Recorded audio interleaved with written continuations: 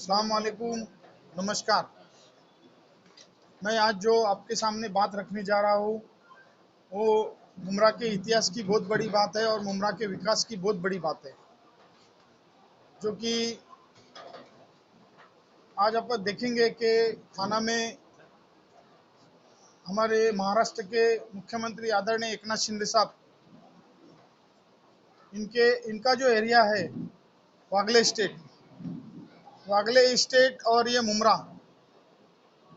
ऐसा परिस्थिति था कि वहाँ पर भी बहुत सारी अनधिकृत बांधकामें थे और उस वक्त मुमरा में भी अनधिकृत बांधकामें बनी। उस वक्त उस दौर में महानगर पालिका बनने से पहले या महानगर पालिका आने के बाद बहुत सारे ऐसे बांधकाम हैं जो बन गए और वो उनको उस बांधकाम को 30, 35, 40 साल हो गए। अभी वो जो बांधकामें थी, जो इमारतें थी, ग्राउंड +4 की थी या 5 की थी, 3 की थी, 2 की थी, वो जो बांधकामें थी वो अनधिकृत बांधकामें थे, वो जुनी हो गई थी और जो इमारतें थी वो जर्जर हो चुकी थी। तो वहाँ उनके रहवासियों को रहना बोले तो बहुत प्रॉब्लम होते थे और ऐसे बहुत सारे हादसे हुए। जो वागले स्टेट में पुरानी बिल्डिंग समझो है वो गिर गया और उसमें बहुत सारे लोगों के, हमारे थाना महानगर पालिका में रहने वाले लोगों की जान को गंवाना पड़ा, उनको अपनी जान को गंवाना पड़ा। तो इस बात को ध्यान में रखते हुए हमारे महाराष्ट्र के मुख्यमंत्री जब 2004 में वो आमदार बने तो उन्होंने इस मुद्दे को विधानसभा में उठाया था। विधानसभा में उठाने के बाद उसके बाद में फिर से कहीं पर एक उस एरिया में एक बिल्डिंग गिर गई और उसके बाद में उन्होंने इस मुद्दे को फिर से विधानसभा में उठाया और बाकायदा विधानसभा के ऊपर लॉन्ग मार्च किया, उन्होंने मोर्चा लेकर गए थे। तो इस बात को ध्यान में रखते हुए महाराष्ट्र सरकार ने भी इस बात को गौर किया और इस बात को उन्होंने महाराष्ट्र सरकार ने, महाराष्ट्र शासन ने, वहाँ उस वक्त के जो मुख्यमंत्री थे उन्होंने उनको हामी भरी कि इस क्लस्टर का जो प्रस्ताव है वो विधानसभा में लाया जाए और उसको जो भी मंजूरी है हम देंगे। उसके बाद में हमारे शिंदे साहब ने उस चीज़ को, उस बात को, उसका बहुत बड़ा एक ऐसा कमेटी बिठाया उसको स्टडी करने के लिए। जो जैसा कि एसआरए में जो ये होता है, बिल्डिंग डेवलप होती है, तो ये सब एसआरए में कैसे 40 वगैरह बिल्डिंग रहती है तो उसको डेवलप किया जाता है। लेकिन क्लस्टर जो डेवलपमेंट होए वो समूह समूह विकास बोलते हैं उसको, समूह विकास।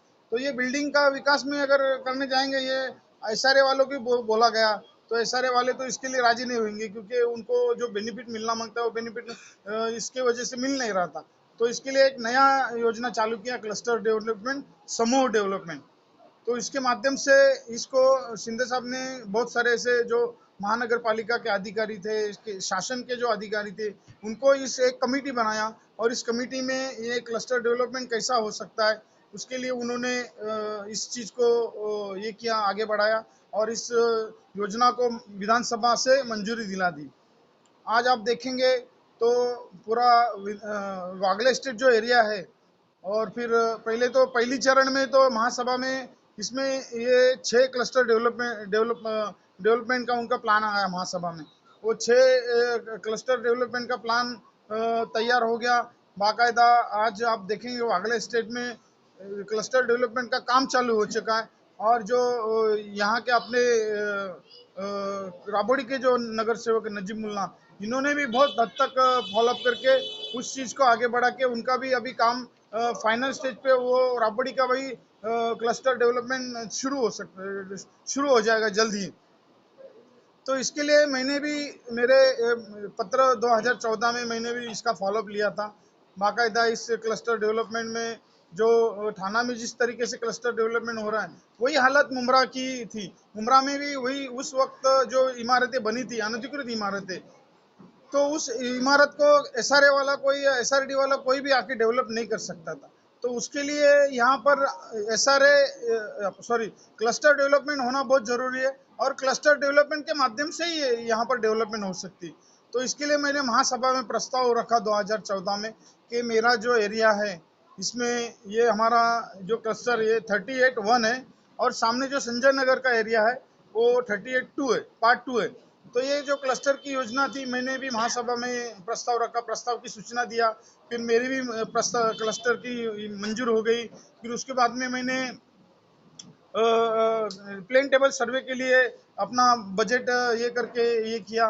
फिर उसके बाद में जब मैं 2014 के बाद में इसका बहुत सारा फॉलोअप लेके गया, तो बहुत सारी चीज़ को मैं आगे बढ़ाते गया ये क्लस्टर डेवलपमेंट के लिए। आज बीच में मैं जब 2017 में राष्ट्रवादी में प्रवेश किया, तो राष्ट्रवादी में प्रवेश करने के बाद मुझे ऐसा लगा कि राष्ट्रवादी में प्रवेश करेंगे, ऐसा बता रहे थे कि बहुत बड़ा विकास कर रहे, तो उस विकास को देख के मैं भी देखने को गया, तो देखा तो विकास तो था ही नहीं, वो तो बकास ही था। उसके बाद में हमारे जो रहनुमा थे, जो राह बताने वाले, हम जिनको अपना रहनुमा समझते थे, तो उनको बताया कि ये क्लस्टर डेवलपमेंट, लेकिन उन्होंने इस क्लस्टर डेवलपमेंट में टांग डालने का काम सबसे बड़ा पहले काम किया। फिर जब मैंने ये उनके साथ साथ छोड़ा 2023 में, जब मैं उनका साथ छोड़ा बायोमेट्रिक सर्वे के लिए, मैंने शिंदे साहब को गुहार लगाई, तो उसके लिए वो एकड़ के हिसाब से कुछ 2 कोटी या कुछ ऐसा, वो परफेक्ट नहीं इतना बता सकता, लेकिन उसके लिए उतना कोटी खर्चा आता है। तो हिसाब से शिंदे साहब ने मेरे को जो भी खर्चा आता है, जो 6-7 कोटी, वो शिंदे साहब ने मेरे को बोला, और उन्होंने कहा, वो जो अधिकारी सर्वे वाले थे उनको बोला कि राजन किने का जो क्लस्टर है 38A और 2, 1 और 2, तो उसको आप फेज़ 1 फेज़ 2 ये डेवलप करने के हिसाब से पहला फेज़ 1 के लिए जितना भी बजट लगेगा, जो भी लगेगा 6-7 कोटी जितना भी लगेगा, वो आप राजन को दे दीजिए। और उस चीज़ को लेके आगे बढ़ते बढ़ते बढ़ते आज ये दिन आ गया कि अल्लाह का शुक्र मानते, भगवान का आभार प्रकट करता हूँ कि उन्होंने आज इस चीज़ को यहाँ तक लेके आया कि मैं क्लस्टर का प्रेस कॉन्फ्रेंस लेके हमारे जो मुमरा के नागरिक है उनको एक अच्छा घर, उनका लीगल घर उनको दिलाने के लिए मैं प्रयत्नशील हूँ, और जल्दी वो इस चीज़ को आगे बढ़ेंगे, और इस क्लस्टर योजना को मुमरा में लागू करने के हिसाब से आगे बढ़ेंगे। मैं अभी थोड़े यहाँ क्लस्टर डेवलपमेंट के कुछ मैंने फॉलोअप लिए थे।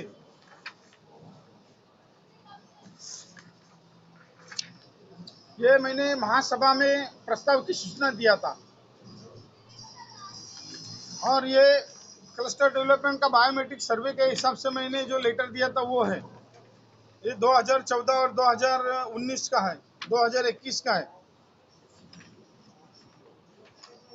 और अभी आगे मैं हमारे जो मुमरा के हमारे रहीवासी मुमरा के जो बासिंदे, मैं उनसे गुजारिश करूंगा कि ये जो क्लस्टर योजना है, ये क्लस्टर योजना को आगे बढ़ाने के लिए हमें अभी आपने डॉक्टर साहब से भी कहा कि आपको लीगल घर मिलेगा, और इस चीज़ को ध्यान में रखिए। अगर आपको इसमें कोई भी शंका है तो आप तुरंत महानगर पालिका का एक नंबर दिया हुआ है, बाकायदा उसमें आप ये कर सकते। अभी जैसा कि फिर इसमें हमारे जो डॉक्टर श्रीकांत शिंदे साहब हैं उनका भी बहुत बड़ा योगदान है। हमारे थाना म्यूनसिपल कमिश्नर अभिजीत मांगर साहब, उन्होंने भी बहुत अच्छा हमारे को योगदान दिया। ये क्लस्टर योजना है, ये अपना आयशा मस्जिद से लेके ये खाड़ी तक के पूरा ये अपना क्या बोलते हैं, नारायण नगर से लेके फायर स्टेशन तक के ये पूरा क्लस्टर योजना का ये फेज़ 1 है। फिर बाद में ठाकुरपाड़ा और संजय नगर जो है वो क्लस्टर फेज़ 2 है। तो इस चीज़ को लेके मैंने आपको बता दूं कि अब जैसा कि हमारे मुमरा के बासिंदों से कहना चाहूँगा, अब बदलेगा मुमरा, विकास नहीं विकसित होगा हमारा मुमरा। तो इस चीज़ को हम देखते रहिए। हमारे जो नागरिक है उनसे मैं ये जो सर्वेक्षण शुरू होने जा रहा है, ये बायोमेट्रिक जो सर्वे शुरू होने जा रहा है, ये सर्वे 2 चरण में होगा। एक चरण में, पहला चरण लाभार्थी का निर्धारण करने के लिए बायोमेट्रिक सर्वे, और दूसरा चरण सामाजिक और आर्थिक आकलन सोशियो इकोनॉमिक सर्वे। फिर उसके बाद में कुछ मुद्दे हैं, मैं आपको वो मुद्दे को दोहराना चाहता हूँ। अपने क्षेत्र में आने वाले नागरिकों से मैं विनती करता हूँ कि इस चीज़ को ध्यान में रखें, अपने क्षेत्र में आने वाले सर्वेक्षण प्रतिनिधियों को पूरा सर्वे के लिए सहयोग दे, अपने परिवार और निवास स्थान के बारे में सटीक जानकारी दे। सर्वे निःशुल्क है, कोई पैसे मांगे तो न दे। सर्वेक्षण प्रतिनिधियों को उनके पहचान पत्र के अलावा कोई भी जानकारी न दे। सर्वेक्षकों को अपने दस्तावेज दिखाए और उन्हें अपने कब्जों में वापस ले ले। यदि आपको कोई व्यक्ति बिना आधिकारिक आईडी के जानकारी लेते हैं या पैसे मांगे तो ठाणे महानगर पालिका को तुरंत संपर्क करें। उसमें एक नंबर दिया है और मुमरा में हमारे FM इलियासी साहब हैं, उनका भी नंबर दिया हुआ है, उनको आप संपर्क कर सकते हैं। तो ये सब जो है ये क्लस्टर योजना हमारे मुमरा में इसका सर्वेक्षण शुरू हुआ है और इसको हम मुमरा में लागू करने के लिए मैं मुमरा के सभी हमारे जो नागरिक है उनका अभिनंदन करता हूँ कि इसमें उनका योगदान बहुत बड़ा योगदान लगेगा। तो इस चीज़ को ध्यान में रखें। और मैं और एक बहुत बात बोलना चाहता हूँ, अगर विरोधी के ऊपर ये बहुत विरोधी इसमें विरोधियों ने बहुत अड़ंगा डालने की कोशिश की और भी आगे उन लोग डाल सकते हैं अड़ंगा, लेकिन इस क्लस्टर योजना का आपको बताओ ये पूरा क्रिस्टल क्लियर है।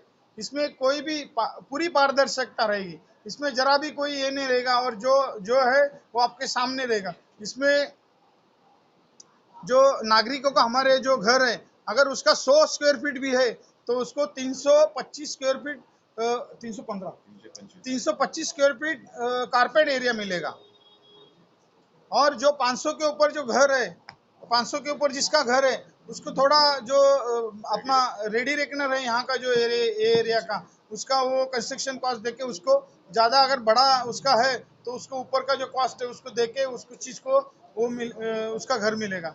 तो इस चीज़ को ध्यान में रखते हुए विरोधी इसके लिए बहुत अफवाहें फैलाएंगे, इसको बहुत बड़ा कुछ ना कुछ ये करने का कोशिश किया करेगा। अगर आपको इसमें किसी को भी कुछ शंका है, किसी को भी अगर कुछ ये रहता है तो वो हमारे को तुरंत ये करे, उसको उसकी शंका का निरसन किया जाएगा।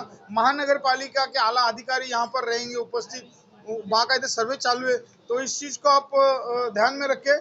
कोई भी क्या बोलते हैं उसको, हाँ, अपनी अकल लगाएं, अफवाहों के ऊपर ध्यान न दें।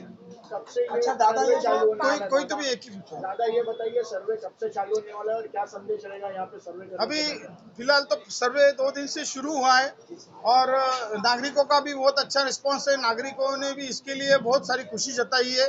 मैं उनका आभार प्रकट करता हूँ कि इस तरीके से पूरे मुमरा में जो है सहयोग मिले और मुमरा के जो इनलीगल बिल्डिंगों में रहते एक मुमरा के ऊपर एक जो बोलते हैं कि कलंक है या दाग है इनलीगल का, तो वो मिट जाएगा और हमारे सभी जो छोटा मोटा गरीब और अमीर जो भी नागरिक है उसको क्लस्टर में अच्छा लीगल घर मिलेगा। अभी दादा आप जैसा क्लस्टर योजना ला रहे थे, जो अभी लीगल बांधकाम चल रहे जो अभी नई नई बिल्डिंगें बनी उनका क्या होगा? जो नई बिल्डिंगें बनी है उनका भी बाकायदा सर्वेक्षण होएगा और बाकायदा उनको भी जो उनके वो उस बिल्डिंग में अगर उनको नई नई बांधकाम में घर है तो उनका भी सर्वेक्षण होगा, उनका भी बायोमेट्रिक होगा, उसके बाद में उनको भी घर मिलेगा। वो लोग बेघर हो गए दादा, बिल्डिंगों को इलीगल बताकर और कई लोगों के घर तक खाली कराए थे, तो उनका क्या जो इस वक्त रास्ते में क्या बोलते हैं, कई ऐसे लोग हैं जो रास्ते पे अभी कई बिल्डिंगें ऐसी है जो पूरी खाली करा के उनके जो रहवासी उनको निकाल दिया। बाकायदा ऐसी जो बिल्डिंग है उनको रहवासियों को खाली करके निकाला गया है। बाकायदा वो बिल्डिंग के एरिया का सर्वे होगा, वो बिल्डिंग में कितने लोग रहते थे और बाकायदा उनका बायोमेट्रिक होके उनको उनको घर उनका मिलेगा। 5 एकड़ की जमीन लगती है क्लस्टर के लिए, यहाँ पर कई जगह प्राइवेट है तो कई जगह गवर्नमेंट की जगह, तो उसके लिए क्लस्टर की किस तरीके से डेवलपमेंट? वो तो सब पिक्चर क्लियर है। गवर्नमेंट को अगर जगह है तो जैसा सिडको में 12.5% दिया जाता है जगह मालिक को, यहाँ पर अगर गवर्नमेंट जगह मालिक है तो वो गवर्नमेंट को मिलेगा उसका 12.5%। अगर कोई जगह मालिक है तो जगह मालिक को 12.5% मिलेगा। तो इसके लिए कोई शंका कुशंका कुछ भी नहीं। इसमें जितने जितने क्या बोलते जितनी त्रुटियां थी, जितनी भी खामियां थी, वो एक एक खामियों को शिंदे साहब ने इस तरीके से उन्होंने स्टडी करने के लिए आदमी बिठाए थे और इस चीज को एक एक चीज को एक एक छोटी शंका का भी उन्होंने निरसन किया।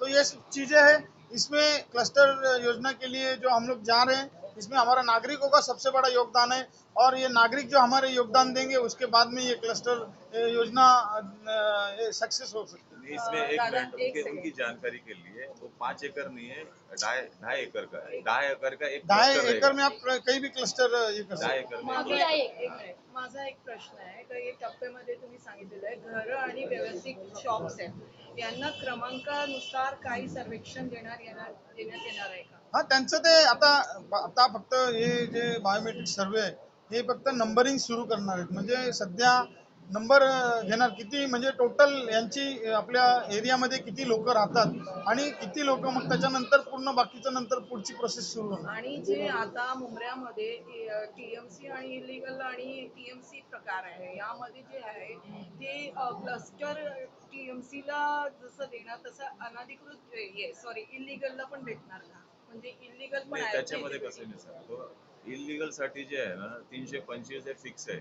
जर त्यांना एक्स्ट्रा पाहिजे असेल तर ते रेडी रेकनर प्रमाणे त्यांना त्याच्या रेट प्रमाणे ते घेऊ शकतात. कन्स्ट्रक्शन कॉस्ट तर जे कन्स्ट्रक्शन कॉस्ट त्यावेळेची, आता जसं आजच्या तारखेला मुंबऱ्यामध्ये जे आहे जे रेडी रेकनर प्रमाणे 2500 ते 2700 रुपये आहे. आता ज्या वेळेला ते अग्रीमेंट होणार त्यांचं, त्यावेळेला जो काही रेट राहील त्याप्रमाणे ते त्यांना देण्यात येईल. नंबर 1. नंबर 2, जे लिगल बिल्डिंग आहेत त्यांना ती मर्यादा नाहीये 325. एवढं त्यांचं 1000 स्क्वेअर फीट आहे, डायरेक्ट त्यांना 1000च मिळणार. तर लिगल साठी काही मर्यादा नाही, त्यांचं जे आहे ते त्यांना मिळणार. फक्त इलिगल जे आहे त्यांच्यासाठी ती मर्यादा आहे, कारण काही गोष्टी अशा आहेत त्याच्यामध्ये, कारण ती बिल्डिंग इलिगल आहे आणि त्याच्यामध्ये 280 जे आहे हे कमर्शियल म्हणजे ज्यांचे शॉप आहेत त्यांचे 200 शॉप इलिगल मध्ये, आणि लिगल जे आहे त्यांना मर्यादा नाही, ज्यांचे तेवढे शॉप आहेत तेवढा त्यांना जागा मिळणार. अशा पद्धतीने आहे. उसमें उसमें एक और बात एक कहना चाहता हूँ, उसमें एक मैंने और एक बात कही थी, मैंने एक लेटर दिया था कि जब मेरा यूआरपी बनाया जाएगा, जैसा अर्बन रिन्यूअल प्लान जो मेरा बनाया जाएगा, तो उसमें अगर कोई मंदिर और मस्जिद ऐसी कोई धार्मिक चीजें वास्तुएं है, तो वो वास्तुएं अगर वो जो उस समाज के लोग हैं उनको अगर लगता है कि ये अगर मेरे सामने मस्जिद है तो ये वहाँ के जो समाज के लोग हैं उनको लगता है कि मस्जिद हमारे यही रहना चाहिए, तो मस्जिद वही रहेगी। अगर किसी हिंदू धर्म के लोगों का मंदिर है तो मंदिर उनकी जगह पे उधर ही रखने का है, तो उसको या तोड़ के अगर कई जगह और जगह बनाना है तो उसको वहाँ के समाज के लोगों को, जो वहाँ समाज के लोग हैं वो हितैषी है, उनको साथ में लिया जाएगा, उनको विश्वास में लिया जाएगा, उसके बाद में उस धार्मिक स्थल को हाथ लगाएंगे। मैंने उसमें यूआरपी बनाने के टाइम मैंने ऐसा उसमें एक खुलासा किया था कि अगर ये वहाँ के सामाजिक जो लोग हैं उनको विश्वास में लेने के बाद ही उस चीज का आगे ये होगा। दादा, जो बिल्डिंग का जैसे आपने बताया, कई बिल्डिंग को नोटिस दी गई है धोखादायक करके, तो ऐसी बिल्डिंगों को पहला रिपेयरिंग किया जाएगा क्या? उनको भी कुछ वेट वेट करना पड़ेगा? अभी कैसा है कि ये जो आप बता रहे हैं कि कुछ बिल्डिंग को धोखादायक नोटिस दिए बराबर है, लेकिन अगर धोखादायक नोटिस दिए तो उनका फिर भी उनका बायोमेट्रिक सर्वे तो होएगा ही, वहाँ के लोगों का बायोमेट्रिक सर्वे होएगा। और ऐसा नहीं कि अगर एक बिल्डिंग को अगर वहाँ पर नोटिस दिया तो वो बिल्डिंग तोड़ के दूसरी बनेगी, वैसा नहीं। बाकायदा इस पूरे एरिया का, ये जो पूरा 10 एकड़ का एरिया है, 10-12 जितना भी 13.5 एकड़ का जो भी एरिया है, इस पूरे एरिया को बाकायदा सर्वे किया जाएगा। उसका एक अच्छा, जैसा सिडको में कैसा वेल प्लानिंग होता है, कई रास्ते, कई ड्रेनेज, कई गार्डन, कई ग्राउंड, स्कूल, ये सब जो चीजें हैं, ये सब चीजें जो पूरा प्लान बनेगा बाकायदे सिडको के जैसा, और उसमें वो प्लान बनने के बाद रहने की बिल्डिंग कहाँ है, फिर वो कमर्शियल कहाँ रहेगा, ये सब पूरा उसमें ये बात का ध्यान किया जा रहा है। कितने फ्लोर तक ये जो है अनुमति रहेगी? टाउन प्लानिंग के हिसाब से जो बिल्डिंग सब मोस्टली टावर्स ही रहेंगे इसके अंदर। ये आपको दिया ये हमने क्लस्टर का एक पॉम्पलेट बनाया हुआ है, और ये पॉम्पलेट हमारे पूरे एरिया में हर घर में बांटने का हम लोग ये करेंगे। और इस चीज को ध्यान में रखिए कि मुमरा में ये बहुत बड़ा ऐतिहासिक काम है, और इस काम में मैं आप पत्रकारों से भी गुजारिश करूंगा कि आपके जो नागरिक है, आपके पास अगर कोई आता है तो उनकी शंका का निरसन करने के लिए कोई भी हवा में बात मत कीजिए। मैं ये कहना चाहता हूँ, जैसे कि यहाँ पर जो हवा में बहुत बातें होती है, तो इस बात को ध्यान में रखिए। क्लस्टर का अगर कोई भी आपके मन में अगर शंका है तो उसके लिए आप हमारे से डायरेक्ट संपर्क कर सकते हैं, हम आपकी शंकाओं का निरसन करेंगे।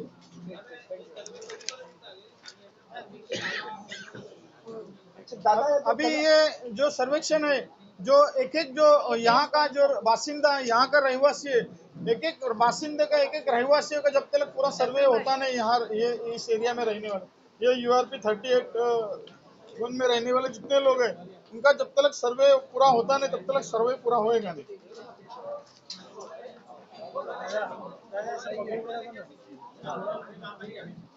महापालिका ने उसको डिक्लेयर किया कंजस्टेड है तो 1 एकड़ में भी वो बन सकता है।